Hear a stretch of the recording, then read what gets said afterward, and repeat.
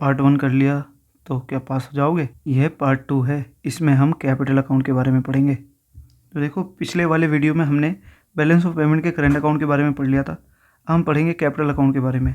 तो देखो, हमारा बैलेंस ऑफ पेमेंट के 2 अकाउंट होते हैं, करंट अकाउंट और capital account.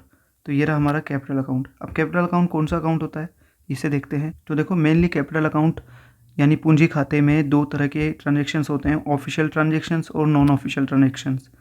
Official transactions Hindi में सरकारी लेन देन, और नॉन ऑफिशियल मतलब गैर सरकारी लेन देन। अब देखो, सरकारी लेन देन यानी जो गवर्नमेंट या गवर्नमेंट की एजेंसी करे, और गैर सरकारी लेन देन जो निजी लोग करें, प्राइवेट लोग करें, आप और मैं करें। अब इधर देखो, ये जो इसके 2 कंपोनेंट और होते हैं, एफडीआई और एफआईआई। क्या? एफडीआई और एफआईआई, ठीक है। अब ये एफडीआई और एफआईआई क्या बोला है, ये मैं कई वीडियोज़ में पहले भी बता चुका हूँ। आगे इसमें देखो, एफडीआई का मतलब होता है फॉरेन डायरेक्ट इन्वेस्टमेंट। हिंदी में इसका मतलब होता है विदेशी प्रत्यक्ष निवेश। क्या? विदेशी प्रत्यक्ष निवेश। अब ये जो फॉरेन डायरेक्ट इन्वेस्टमेंट होता है, इसका मतलब होता है जब कोई विदेशी कंपनी अपने देश में आए और प्लांट लगाए या कंपनी लगाए और उसको ओनरशिप कंट्रोल भी मिल जाए, ओनरशिप या मैनेजमेंट कंट्रोल। मतलब वो ऐसा नहीं कि केवल शेयर में खरीद फरोख्त कर रही है। जैसे कि एफआईआई की जो फुल फॉर्म होती है वो होती है फॉरेन इंस्टीट्यूशनल इन्वेस्टमेंट। क्या? फॉरेन इंस्टीट्यूशनल इन्वेस्टमेंट, हिंदी में विदेशी संस्थागत निवेश। विदेशी संस्थागत निवेश यानी कि विदेशी संस्थागत निवेश यानी एफआईआई क्या होता है, जैसे बाहर के जो इन्वेस्टर्स होते हैं ना, वो हमारी शेयर मार्केट में पैसा लगाते हैं और मुनाफा कमा के वापस निकल जाते हैं शेयर मार्केट से। मतलब वो वहीं बैठे बैठे शेयर्स खरीदते हैं और एकदम बेच देते हैं, यानी एक तरह से सट्टेबाजी करते हैं। इसको तो बोलते हैं फॉरेन इंस्टीट्यूशनल इन्वेस्टमेंट। क्या? फॉरेन इंस्टीट्यूशनल इन्वेस्टमेंट यानी एफआईआई शॉर्ट में, ठीक। जबकि जो दूसरा होता है एफडीआई, एफडीआई का होता है मजबूती वाला काम। मान लो कोई बाहर की कंपनी आई और उसने हमारे देश में प्लांट लगाया, कंपनी लगाई, जैसे कि हीरो के साथ मिलकर हीरो होंडा कंपनी ने मर्ज किया और यहाँ पे प्लांट लगाया और बाइक्स बनाई, ठीक है। इसे बोलते हैं एफडीआई। जैसे टेस्ला कंपनी यहाँ पर आ रही है, इसे बोलेंगे एफडीआई। एप्पल की कंपनी यहाँ पर अगर मैन्युफैक्चरिंग करती है, इसे बोलेंगे एफडीआई। सैमसंग की कंपनी यहाँ पर अगर आके मैन्युफैक्चरिंग करती है, इसे बोलेंगे एफडीआई। यानी एफडीआई का मतलब है बाहर की कंपनी यहाँ पर आकर अपना प्लांट लगाएगी, कंपनी लगाएगी, ओनरशिप कंट्रोल उसके पास रहेगा, यानी उसके पास मालिकाना नियंत्रण रहेगा। और ये कोई कागजी दावा नहीं है जैसे शेयर मार्केट में शेयर खरीद लिए और बेच दिए, नहीं। ये एक रियल क्लेम है। क्या बोलते हैं इसे? Real claim. ये कोई कागजी दावा नहीं है, ये है रियल क्लेम। देखो, एफडीआई जब क्या होता है, एफडीआई किसी देश में आता है तो उस देश में क्या होता है, उस देश में एम्प्लॉयमेंट यानी रोज़गार बढ़ता है, क्योंकि मान लो बाहर की कंपनी यहाँ पर आएगी तो लोगों को रोज़गार भी देगी और अपने साथ साथ टेक्नोलॉजी भी लेकर आएगी, तकनीक लेकर आएगी। जैसे कि हीरो के साथ होंडा ने मिलकर बाइक्स बनाई, मारुति सुजुकी एक साथ मिलकर काम किया इन्होंने। तो जब बाहर वाला यहाँ पर कंपनी खोलता है और पार्टनरशिप में खोलता है तो हम उनकी तकनीक यानी टेक्नोलॉजी को समझ जाते हैं। मान लो कैसे बाइक्स बना रहे हैं, हम देख लेते हैं, सीख लेते हैं। वो कैसे कार बना रहे हैं, हम देख लेते हैं, सीख लेते हैं। वो कैसे मोबाइल्स बना रहे हैं, हम देख लेते हैं, सीख लेते हैं और उनसे अच्छा बनाने की कोशिश करते हैं, ठीक है। तो यानी जब बाहर की कंपनी यहाँ पर आती हैं तो हमें यहाँ पर एम्प्लॉयमेंट मिलता है, टेक्नोलॉजी मिलती है और साथ साथ वो अपने साथ फॉरेन कैपिटल यानी विदेशी पूंजी भी लेकर आते हैं। जब वो अपने साथ फॉरेन कैपिटल विदेशी पूंजी भी लेकर आते हैं और यहाँ पर जब व्यापार करते हैं, मतलब गुड्स एंड सर्विसेज बनाते हैं, तो यहाँ पर गुड्स एंड सर्विसेज की वैराइटीज़ क्या होती है, बढ़ जाती हैं, जिससे कंज्यूमर को बेनिफिट होता है और सस्ती चीज़ें कंज्यूमर को मिल पाती हैं, क्योंकि कंपटीशन बढ़ जाता है और कंपटीशन में एफिशिएंसी निकल कर आती है, कुशलता। अब वही कंपनी मार्केट में वो रहेगी जो अच्छा सामान बेचेगी और अच्छी सर्विस प्रोवाइड करेगी। यानी हर कंट्री चाहती है कि उसके देश में एफडीआई हो, जबकि फॉरेन इंस्टीट्यूशनल इन्वेस्टमेंट की जगह पर हर कंट्री चाहती है कि वहाँ पर एफडीआई हो एफआईआई की जगह पर। क्योंकि एफआईआई के साथ एक दिक्कत यह है, मान लो गवर्नमेंट ने कोई पॉलिसीज़ बनाई जो फॉरेन इन्वेस्टर्स को पसंद नहीं आई, फॉरेन इंस्टीट्यूशनल इन्वेस्टर की बात हो रही है, तो वह हमारे शेयर मार्केट से निकल कर भाग जाएंगे, जिससे हमारा शेयर मार्केट क्रैश हो जाएगा। वो ग्लोबल मार्केट में एक नेगेटिव संकेत जाएगा, इंडिकेशन जाएगा। तो इसलिए हर कंट्री की सरकार ये चाहती है कि उसके देश में एफडीआई आए बजाय कि एफआईआई, जिसको बोलते हैं विदेशी संस्थागत निवेश, और इसका एक और नाम है पोर्टफोलियो इन्वेस्टमेंट, हिंदी में इसे बोलते हैं पोर्टफोलियो निवेश, ठीक है। अब हमने ये तो बात कर ली कैपिटल अकाउंट में कौन कौन से कंपोनेंट्स आते हैं, official transaction, non official transaction, FDI और एफआईआई। अब हम बात करते हैं कैपिटल अकाउंट एक्चुअल में है क्या। तो कैपिटल अकाउंट वह अकाउंट है, it is that account which includes all transactions which make changes in assets and liabilities of the government or people of the country। इसका हिंदी में मतलब कि पूंजी खाता वह खाता है जिसमें उन सभी लेन देन को शामिल किया जाता है जिनसे देश की सरकार या नागरिकों की संपत्ति और दायित्वों में परिवर्तन आता है। इसका मतलब क्या हुआ, दोबारा एक बार समझो। पूंजी खाता वह खाता है जिसमें उन सभी लेन देनों को शामिल किया जाता है जिनसे एक देश की सरकार या उस देश के निवासियों की संपत्ति या दायित्वों में परिवर्तन, एसेट्स और लाइबिलिटीज़ में परिवर्तन आता है। अब जैसे मान लो इंडियन गवर्नमेंट ने लोन लिया, यहाँ पर लिखते हैं इंडियन गवर्नमेंट ने लोन लिया, ठीक है। तो इससे हमारे देश की क्या हुई, लाइबिलिटीज़ क्या हुई, बढ़ेंगी, यानी कर्जा बढ़ गया ना हमारा। तो ये किस में आएगा, कैपिटल अकाउंट में। या फिर मान लो हमारे देश के किसी पर्सन ने बाहर विदेश से लोन लिया, हमारे देश के निवासी की क्या हुई, लाइबिलिटीज़ बढ़ गई, तो ये भी हमारा कैपिटल अकाउंट में जाएगा। ऐसे ही देखो इंडिया ने अगर डोनेशन ली यूएसए से, अमेरिका ने डोनेशन दी इंडिया को, तो यह कैपिटल अकाउंट में नहीं जाएगा, क्योंकि ये किस में जाता है, करेंट अकाउंट में, क्योंकि इससे हमारे देश की सरकार की एसेट्स और लाइबिलिटीज़ पे कोई इम्पैक्ट नहीं पड़ेगा। या फिर मान लो किसी अंबानी वगैरह ने, किसी ने लोन लिया फॉरेन बैंक से, तो ये भी हमारे देश की लाइबिलिटीज़, हमारे देश के निवासी की दायित्व करेगा, यानी लाइबिलिटीज़ बढ़ा देगा, जिससे ये कैपिटल अकाउंट में जाएगा। ठीक, अब सवाल ये उठता है कि कैपिटल अकाउंट जो होता है हमारा, कि कैपिटल अकाउंट हमारा सरप्लस अच्छा है या नेगेटिव वाला अच्छा है। तो देखो एक चीज़ तो ये समझो, कैपिटल अकाउंट जो है ना वो दो तरह से हो सकता है, या तो पॉजिटिव होगा, ठीक है, या नेगेटिव होगा। अब इसे लिखते हैं पहले, पॉजिटिव और नेगेटिव। यानी जब देखो कैपिटल रिसिप्ट्स ज़्यादा हो कैपिटल पेमेंट से तो पॉजिटिव होगा, कैपिटल रिसिप्ट्स कम हो कैपिटल पेमेंट ज़्यादा हो तो नेगेटिव होगा। मान लो हमने बाहर से हमें मिले 100 रुपये, हमने पे किए केवल 60 रुपीज़ बाहर वालों को, तो ये तो पॉजिटिव है। हमने बाहर वालों को पे किए केवल 60 रुपीज़, हमें बाहर से मिले केवल 60 रुपीज़, हमने बाहर वालों को पे किए 110 रुपये, तो नेगेटिव होगा ना, क्योंकि हमने पेमेंट ज़्यादा की है। अब ये जो पॉजिटिव है इसी को हिंदी में मतलब दूसरा नाम है इसका सरप्लस, इसे बोलते हैं सरप्लस कैपिटल अकाउंट।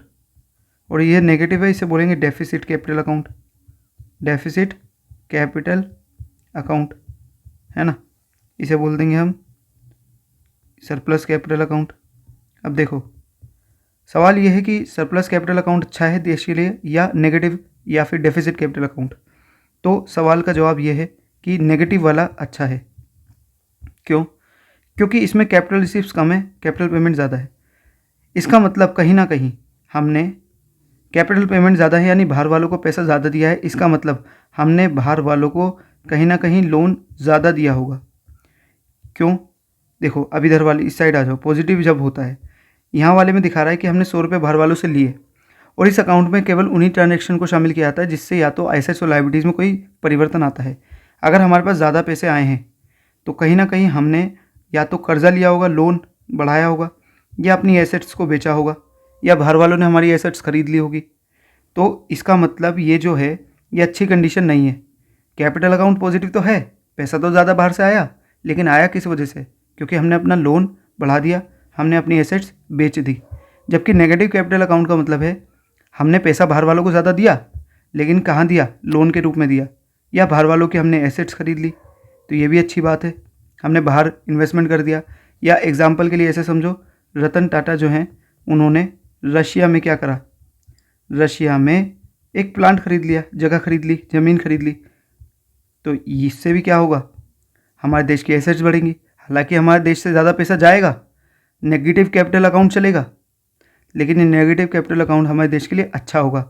जबकि पॉजिटिव कैपिटल अकाउंट यानी सरप्लस कैपिटल अकाउंट हमारे देश के लिए अच्छा नहीं होगा, क्योंकि इससे हमारे देश का लोन बढ़ेगा और लोन पे ब्याज भी देना पड़ता है, और लोन से हमारी फ्यूचर भी जनरेशन पर क्या बनता है? बर्डन बढ़ता है। अब नेक्स्ट क्वेश्चन आता है कि कंपोनेंट्स क्या होते हैं बैलेंस ऑफ पेमेंट के। तो जैसे कि हमने देखा था कि जब हमारा चैप्टर स्टार्ट हुआ था हमने देखा था बैलेंस ऑफ पेमेंट का मतलब होता है एक देश और शेष विश्व के बीच होने वाले सभी आर्थिक लेन देनों को रिकॉर्ड करता है बैलेंस ऑफ पेमेंट। और बैलेंस ऑफ पेमेंट के दो अकाउंट होते हैं, करंट अकाउंट और कैपिटल अकाउंट, यानी चालू खाता और पूंजी खाता। चालू खाते में शामिल होते हैं विजिबल आइटम, इनविजिबल आइटम और यूनिलेटरल ट्रांसफर्स, जबकि कैपिटल अकाउंट में शामिल होते हैं केवल कैपिटल ट्रांजेक्शन्स। यानी बैलेंस ऑफ पेमेंट के दो खाते हैं, चालू खाता, पूंजी खाता, और चालू खाते में इंक्लूड होती है दृश्य मदे, अदृश्य मदे और एक तरफा हस्तांतरण, जबकि पूंजी खाते में शामिल होती हैं पूंजीगत लेन देन। अब अगर हम देखें कि बैलेंस ऑफ पेमेंट यानी भुगतान शेष की जो कंपोनेंट्स हैं वो क्या हैं, तो यही सारी जो चीज़ें अभी मैंने बोली यही बैलेंस ऑफ पेमेंट की क्या बन जाएंगी? कंपोनेंट्स बन जाएंगी। तो कंपोनेंट्स देखो कैसे बनेंगी। बैलेंस ऑफ पेमेंट की कंपोनेंट्स बनेंगे, पहला विजिबल आइटम इसमें शामिल होता है, बिल्कुल ठीक। दूसरा इनविजिबल आइटम, ठीक है। तीसरा यूनिलेटरल ट्रांसफर्स और चौथा कैपिटल ट्रांजेक्शन्स यानी पूंजीगत लेन देन। अब इसे हिंदी में लिखने की जरूरत नहीं है। विजिबल आइटम का मतलब होता है दृश्य मध्य, इनविजिबल आइटम्स का मतलब होता है अदृश्य मध्य, और यूनिलेटरल ट्रांसफर का मतलब होता है एक तरफा हस्तांतरण, और पूंजी कैपिटल ट्रांजेक्शन्स का मतलब होता है पूंजीगत लेन देन। यानी अगर आपसे एग्जाम में पूछता है कि कंपोनेंट्स बताओ बैलेंस ऑफ पेमेंट के यानी भुगतान शेष के, तो आप यही चारों बता दोगे, visible item, invisible item, unilateral transfer और कैपिटल ट्रांजेक्शन्स। ठीक, आगे बढ़ते हैं। बैलेंस ऑफ पेमेंट जो है, अगर अब इसको बाद में देखते हैं। अब सवाल उठता है कि मैंने अभी तक आपको 3 चीज़ें बताई, करेंट अकाउंट, कैपिटल अकाउंट और ट्रेड अकाउंट। पिछली वीडियो में ट्रेड अकाउंट भी बताया था। अब यहाँ पर एक सवाल आपसे करते हैं। अब देखो, ये जो करेंट अकाउंट होता है और ट्रेड अकाउंट, तो पहले ट्रेड अकाउंट की बात करते हैं। बैलेंस ऑफ ट्रेड में हमने देखा था कि ट्रेड अकाउंट के अंदर केवल गुड्स यानी वस्तुओं को लिया जाता है, यानी वस्तुओं के निर्यात और आयात को। अब ट्रेड अकाउंट भी सरप्लस हो सकता है या डेफिसिट हो सकता है, यानी पॉजिटिव होगा या नेगेटिव होगा। या तो हमने एक्सपोर्ट ज़्यादा किए होंगे या एक्सपोर्ट कम किए होंगे, इम्पोर्ट ज़्यादा किए होंगे। नॉर्मली हम इम्पोर्ट ज़्यादा करते हैं। तो हमारा ट्रेड अकाउंट कैसा चलता है? हमारा ट्रेड अकाउंट नेगेटिव में चलता है। नेगेटिव का मतलब है हम इम्पोर्ट ज़्यादा करते हैं और एक्सपोर्ट कम करते हैं। इधर देखो, ट्रेड अकाउंट जो है हमारा कैसा चलता है? नेगेटिव में चलता है। क्यों नेगेटिव में चलता है? क्योंकि हम एक्सपोर्ट कम करते हैं और नेगेटिव इम्पोर्ट ज़्यादा करते हैं। मान लो हम 100 रुपये का इम्पोर्ट करते हैं, 50 रुपये का एक्सपोर्ट करते हैं, तो माइनस का 50 आ गया। तो ये किसी भी देश के लिए अच्छी बात नहीं है, बैड बात है, अच्छी बात नहीं है। जबकि अगर हमारे देश का अगर पॉजिटिव होता, यानी हम एक्सपोर्ट ज़्यादा करते, वस्तुओं का इंपोर्ट कम करते, 50 रुपये का इंपोर्ट करते और 100 रुपये का एक्सपोर्ट करते, तो ये आता 50 रुपये का पॉजिटिव। क्योंकि एक्सपोर्ट में से माइनस करो इंपोर्ट तो निकलेगा बैलेंस ऑफ ट्रेड, वो आएगा 50, पॉजिटिव आएगा। तो ये अच्छी बात है किसी देश के लिए अगर उस देश का बैलेंस ऑफ ट्रेड क्या आता है? पॉजिटिव आता है। बात करते हैं करेंट अकाउंट की। तो करेंट अकाउंट जो होता है उसमें एक्सपोर्ट और इंपोर्ट, गुड्स एंड सर्विसेज दोनों का लेते हैं। वस्तुओं और सेवाओं का आयात निर्यात प्लस एक तरफा प्राप्ति और एक तरफा भुगतान यानी यूनिलेटरल रिसिप्ट्स और यूनिलेटरल पेमेंट्स, इसको भी शामिल कर लेते हैं। फिलहाल हम यूनिलेटरल रिसिप्ट्स और पेमेंट्स को एक बार 0-0 मान लेते हैं और बात करते हैं केवल एक्सपोर्ट की और इंपोर्ट की, गुड्स और सर्विसेज की। तो देखो, अगर हमारा एक्सपोर्ट गुड्स एंड सर्विसेज दोनों का कम है और इंपोर्ट ज़्यादा है तो नेगेटिव आएगा करेंट अकाउंट का बैलेंस, यानी हम नुकसान में हैं क्योंकि हम इंपोर्ट ज़्यादा कर रहे हैं, आयात ज़्यादा कर रहे हैं गुड्स एंड सर्विसेज का, और एक्सपोर्ट कम कर रहे हैं। और ऐसा ही नॉर्मल हमारे देश के लिए होता है। हमारा करेंट अकाउंट क्या चलता है? नॉर्मली नेगेटिव चलता है। जबकि अगर ये पॉजिटिव हो, पॉजिटिव का मतलब है हम एक्सपोर्ट ज़्यादा करें गुड्स एंड सर्विसेज का, इंपोर्ट कम करें, तो ये करेंट अकाउंट चलेगा पॉजिटिव में। और जो कि चाइना का पॉजिटिव में चलता है नॉर्मली ज़्यादातर, और हमारा चलता है करेंट अकाउंट नेगेटिव में। तो नेगेटिव होना अच्छी बात नहीं है, बैड माना जाता है, जबकि पॉजिटिव हो तो गुड माना जाता है। अब बात करते हैं कैपिटल अकाउंट की।